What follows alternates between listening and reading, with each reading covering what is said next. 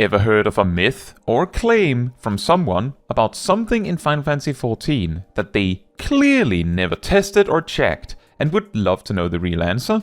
Welcome to Final Fantasy XIV Mythbusters, where we test, discuss, and compare all these wild claims to see what is true, what is false, and why. And be sure to leave a comment with a myth or claim you met in the comments, if you've met any. Number 1. Holy in White is a damage loss. This is one that is well known, yet often misunderstood, but does have its roots in some truth. If you take a look at the Pictomancer filler options, the Fire and Red combo averages 560 potency, or about 224 per second, while the Blizzard and Cyan combo averages 940, or 285 per second. Holy in White slots in at 240 per second, making it clearly better than the basic combo, but also distinctly weaker than the subtractive combo. But more better attacks must be a good thing, right? Well, maybe. The filler combo of Pictomancer, at its simplest basic level, is 2 full Fire and Red combos, followed by a Blizzard and Cyan combo in full, where in between all this, 2 Holy in Whites and 1 Comet in Black can be slotted in somewhere, if you want. Now, the average potency per second of 2 full Fire and Red combos as well as 1 full Blizzard and Cyan combo, just that, is 248.2.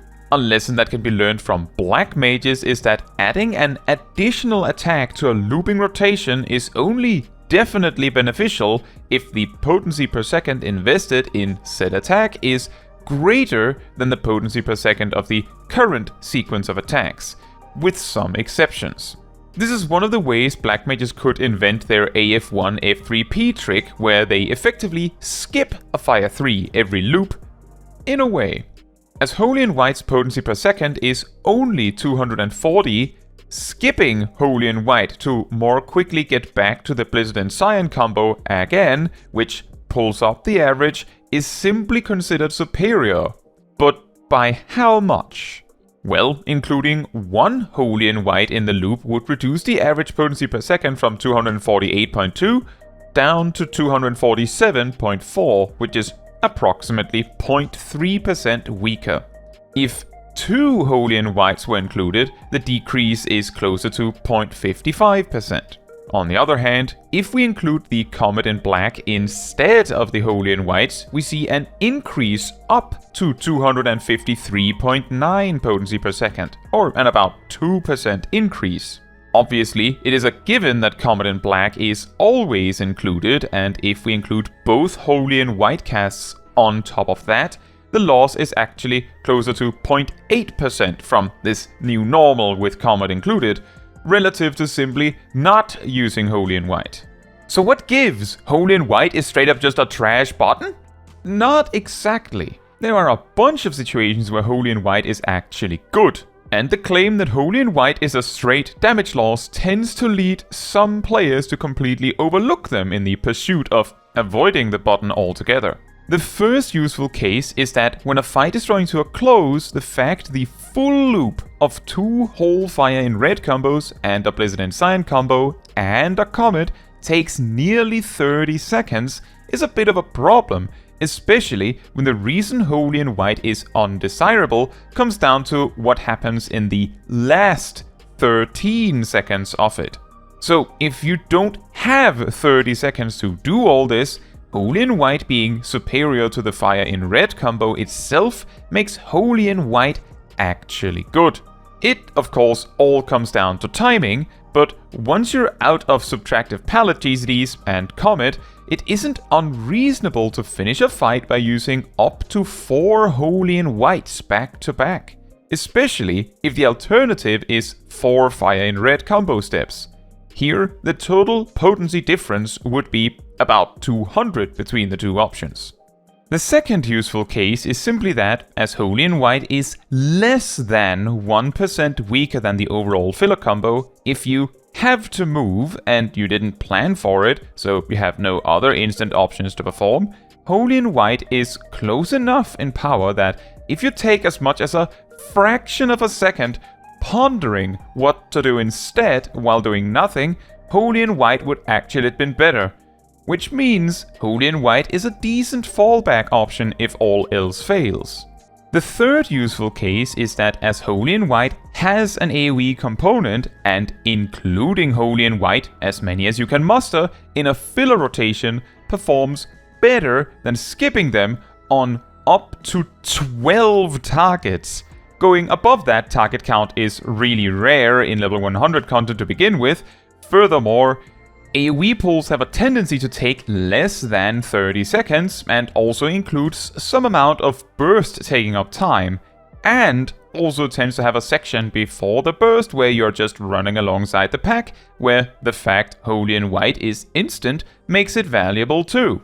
In other words, Holy and White is really, really good for AoE, especially like spontaneous AoEs, and it's always there. Finally, a commonly mentioned fourth useful case is that Holy and White is supposedly strong when you don't have Comet, meaning below level 90. However, doing the same calculation as before for single target shows that making use of all the white paint at level 80 shows a similar about 0.5% damage loss when compared to not using Holy and White. All the previously mentioned benefits still apply, of course, and might even be more impactful, but at least as of the current version of the game, Holy and White's main use cases sum up to 1. Finishing fights, 2. Repositioning, and 3. AoE, especially on the move. When used in other cases, it can, in fact, be considered a very, very small damage loss. Number 2. Limit Break Generation Misconceptions. How Limit Break gauge is generated in Final Fantasy XIV is, for the average player, obscure enough that without checking, you would probably assume it just appears. Like, you get LB when the game says you do. But while this is partly true, this is not the whole story, and knowing how Limit Break is generated can sometimes be handy. I would personally put limit break generation in 4 different categories, so let's take them one at a time. Category 1. Passive. While in combat, while you are in a party large enough to have limit breaks, the gauge will slowly fill. Exactly how fast it fills mainly comes down to how many incorrect, one might say, things you have about your party. There are exactly 2 specific incorrect things you can do about your party composition.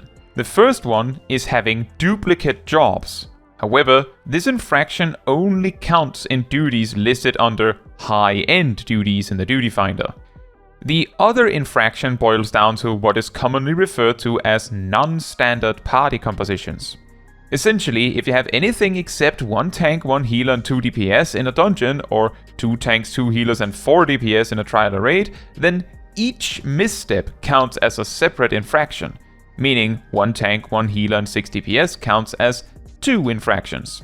A final note on this is that in Ultimate content, having duplicate jobs at all entirely voids passive LB generation. Category 2. Boss interaction. Essentially, a boss fight has many different ways to reward you for doing the fight correctly. This can, for instance, mean getting gauge for interrupting an enemy, if there is one, or getting gauge for dealing with ads. This is, for instance, a thing in the Ifrit fight from A Realm Reborn, where the nails generate a large amount of LB. This can also be directly from doing the boss mechanic right, with a clear example of this being the fact that soaking the circle AoEs that need to be soaked in the Cloud of Darkness fight from World of Darkness generates LB gauge per soak. This is a lot more clear when you have some parties that just don't help and other parties that help a lot, as the ones that played more selfishly only have LB2 by the time the other parties have LB3. Category 3. Surviving lethal damage. This one is often misunderstood a bit, and often itself leads to a wholly separate misunderstanding. If an attack that would deal more damage than you have HP hits you, and you survive it, LB is generated. Now, the confusion of course comes from when is the damage calculated? Obviously, if the attack would kill you, then unless you have a barrier, it's over, right? The time the damage is calculated in this way is when it leaves the enemy. And affects you, one might say. If an enemy uses an attack that deals 100,000 damage and you have 95,000 HP, then you of course die. But if you have a barrier worth 10,000, you will survive as you have a combined 105,000 HP, but since your actual HP is less than the attack, LB is generated. If instead you have a damage reduction effect on you that reduces the damage you take by 10%, then as the attack affects you, it is reduced by 10%, meaning you survive despite only having 95,000 HP, but since the original attack did more damage than you had HP, LB is generated.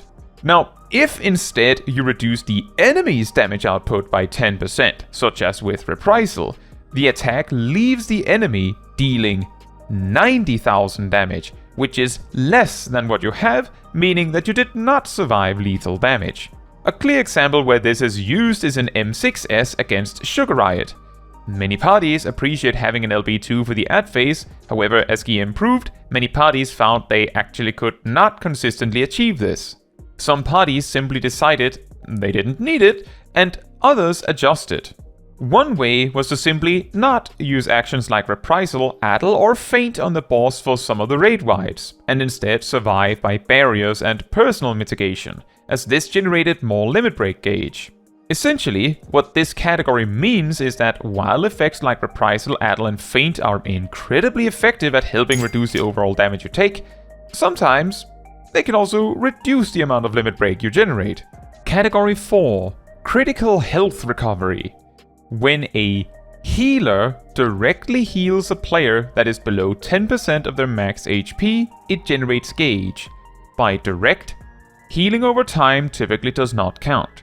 Certain individual actions also may not count, and sometimes weird unexplained cooldown periods can occur. I've been told there's something strange about Fey Blessing.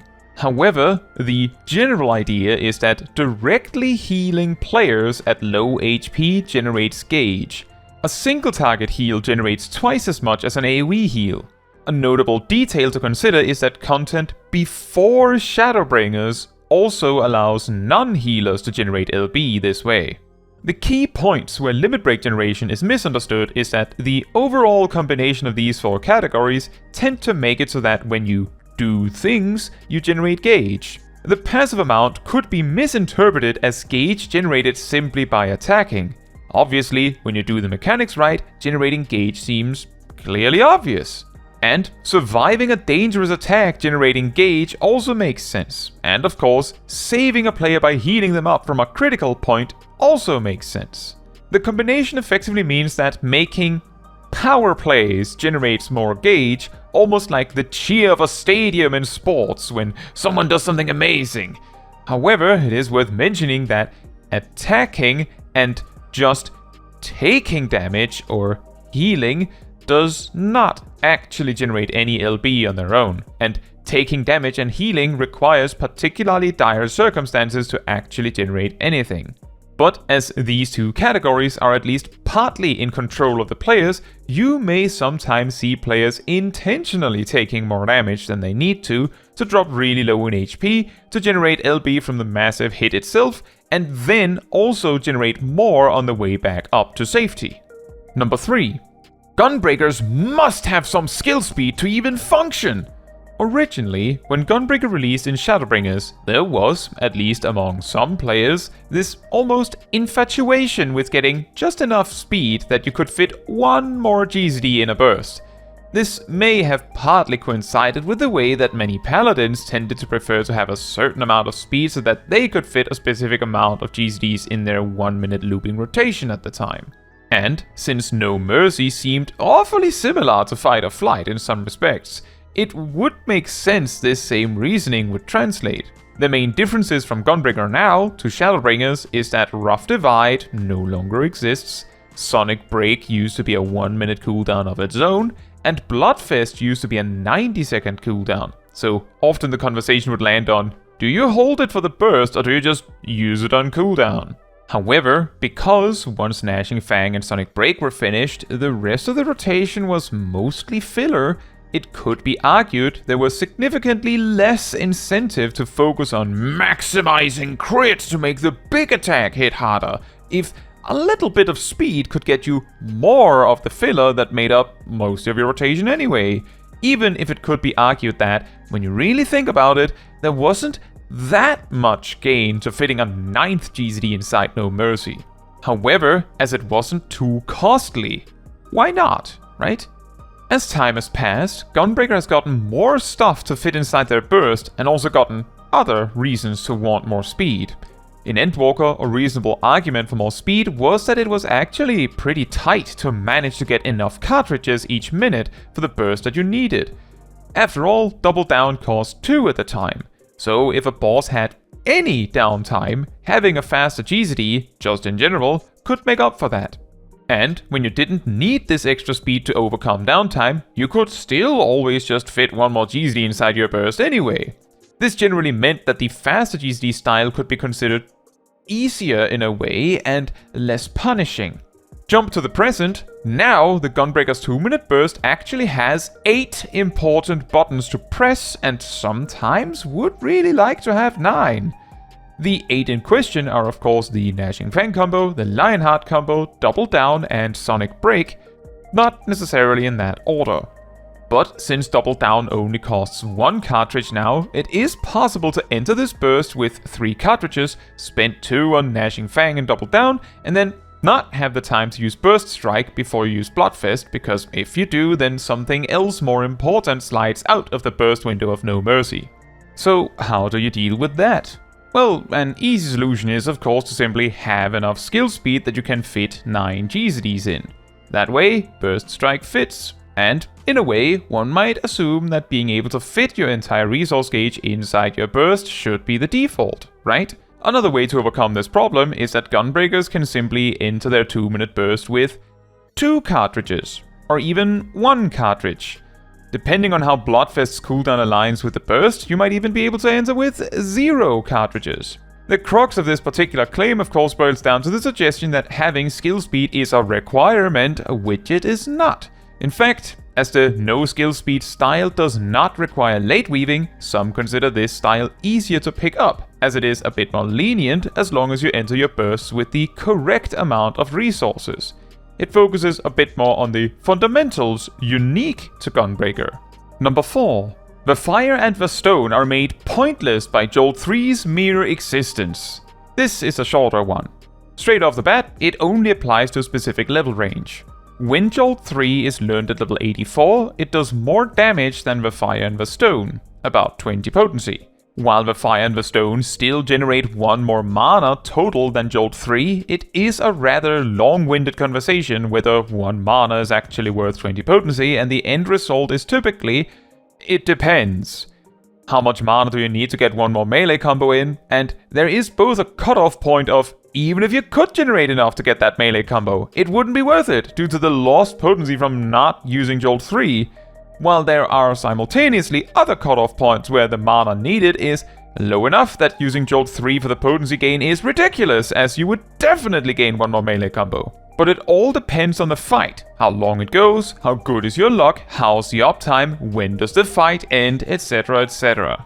But much more importantly, at level 94, Verfire and Verstone get a substantial potency buff and Jolt 3 gets nothing, which makes this whole conversation irrelevant once you hit level 94. This misunderstanding essentially boils down to people hearing about the Jolt 3 imbalance, but not hearing the part where it only applies to a specific level range. Number 5. You must apply your damage reduction debuff to the enemy before their cast finishes, otherwise it doesn't count at all. False. This one is mildly related to the limit break generation thing, you could say, as it pertains to effects like Reprisal. The way debuff damage reduction like this works on quote-unquote mechanics is vaguely similar to how it works on players with buffs and debuffs. For an effect like Reprisal to apply to a boss mechanic's damage, Reprisal must already be in effect on the target before the so-called Prepare event of the particular attack is sent. Prepare event may also sometimes be more commonly known as the Snapshot. This will always be the case. However, where things can differ is in the timing of said prepare event. Sometimes a mechanic might actually send it a moment before the cast bar finishes. Sometimes it happens a moment after, although with a single hit mechanic this is usually not the case.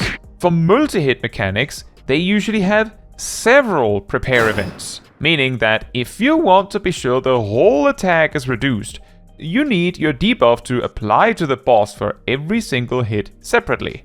What tends to confuse players about this is that sometimes a multi-hit mechanic might have the last hit be a vastly different timing than the rest, causing the debuff to miss the prepare event. This can happen, for instance, in the Golbez Extreme fight with the meteor drops on the tanks. Other times it can come down to the multi-hit mechanic being so absurdly long that no single debuff could cover the whole thing, combined, sometimes, with the additional detail that the actual last hit might not be reducible. The clear example of the second one of these is Valiamanda Extreme, where the later half of the fight applies a permanent dot to the raid that turns out to be unaffected by mitigation in this way. This also applies to the desert phase of M6S, meaning that there is some level of precedence for this behavior. Remember, if you have a myth or a claim you would like to see explained or tested, be sure to leave a comment down below. Now, that is all for this video. Thank you so much for watching. If you would like to support me and my channel more directly, you can become a member like these wonderful people here. You can also alternatively support me through Ko-Fi, link in the description. You can also support the channel by letting the YouTube algorithm know by liking the video, leaving a comment, subscribing, sharing, and hitting the bell to get notified when next I post a video. Fun fact, the detail that passive LB generation stops altogether in Ultimates if you have any job duplicates is relatively recent, and players, at least initially, if not still, believed or believe that this was to prevent stacking Pictomancers, or any other job that happens to be busted for a specific ultimate, but you know, the recent case was Pictomancer.